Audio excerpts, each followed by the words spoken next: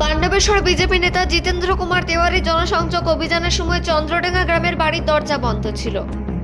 পাণ্ডবেশ্বরের প্রাক্তন ও বর্তমান বিধায়কের মধ্যে শুরু হয়েছে তীব্র বাকযুদ্ধ, একে অপরকে শোলের গবর বলে কটাক্ষ। বিজেপি নেতা জিতেন্দ্র কুমার তেওয়ারি দুর্গাপুর ফরিদপুর ব্লকের গোগলা এলাকার চন্দ্রডাঙ্গা গ্রামে একটি জনসংযোগ কর্মসূচি করতে যান, কিন্তু গ্রামের মানুষ বাড়ির মূল দরজা বন্ধ রাখেন, কেউ বাইরে বের হয়নি। দেখুন, মানুষ বেরোচ্ছে ঘর থেকে, কিন্তু একটা আতঙ্কের পরিবেশ আছে, মানুষের মনে ভয় আছে যদি ওনার সঙ্গে গিয়ে দেখা করি তৃণমূল নেতারা দেখে নিলে রাত্রে আমাদের উপর হামলা হতে পারে। এই আতঙ্কের পরিবেশ শুধু চন্দ্রডাঙ্গা না, গোটা পাণ্ডবেশ্বর আছে। সমস্ত দরজা বন্ধ রয়েছে দেখলাম।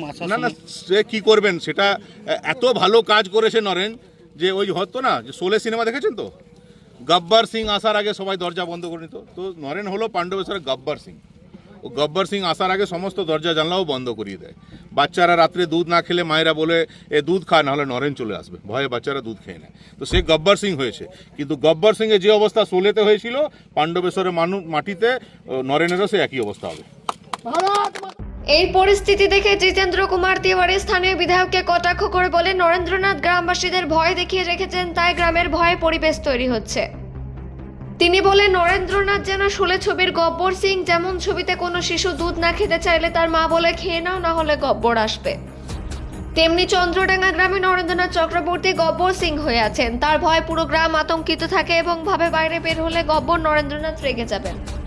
অন্যদিকে বিধায়ক নরেন্দ্রনাথ চক্রবর্তী পাল্টা প্রশ্ন তোলেন, যার ভয় গ্রামবাসীরা দরজা খুলেনি সেই আসল গব্বর সিং।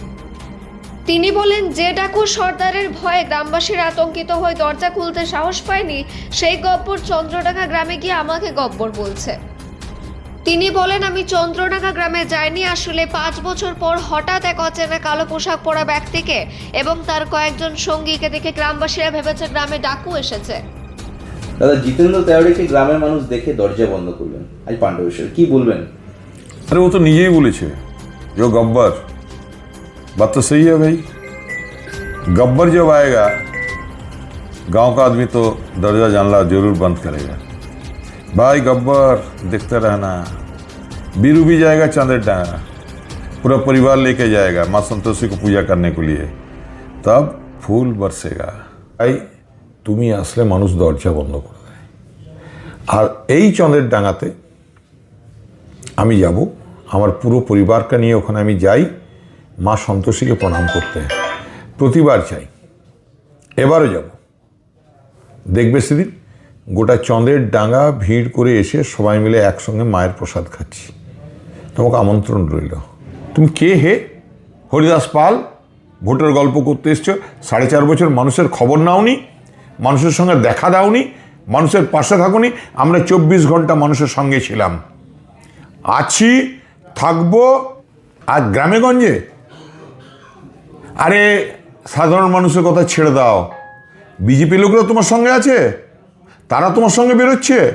তুমি তো কয়েকটা ক্রিমিনাল নিয়ে ঘুরছো, লোহাচোর, বালিচোর, কয়লাচোর, এই তো তোমার সঙ্গী, এই তো তোমার পরিচয়। আমি মুখ খুলিও না, হ্যাঁ, আমি বলতে চাই না। আর দাঁড়াও, হ্যাঁ, এ তো সবে রিল, এখনো পুরো সিনেমাটা বাকি আছে। এই চন্দ্রের ডাঙ্গা রাস্তা দেখিয়ে দিল, এবারে পাণ্ডবেশ্বর যেখানে যাবে মানুষ তোমাকে অ্যাভয়েড করবে, মানুষ তোমাকে দেখে বিরক্ত হয়। তোমার ভাষা, তোমার ব্যবহার, তোমার শারীরিক অঙ্গিভঙ্গি মানুষের বিরক্তির কারণ। এবার জিরো। তুমি উন্নয়ন করেছ, মমতা বন্দ্যোপাধ্যায়ের পিঠে ছাপ ছিল, তাই প্রতিটা বাংলার প্রতিটা বিধানসভার যে উন্নয়ন হয়েছিল সেই উন্নয়ন হয়েছিল। উন্নয়ন আমিও করেছি, আমরাও করেছি। মমতা বন্দ্যোপাধ্যায়ের নেতৃত্বে সারা বাংলায় উন্নয়ন হয়েছে, হিসেব করে দেখে যাবে।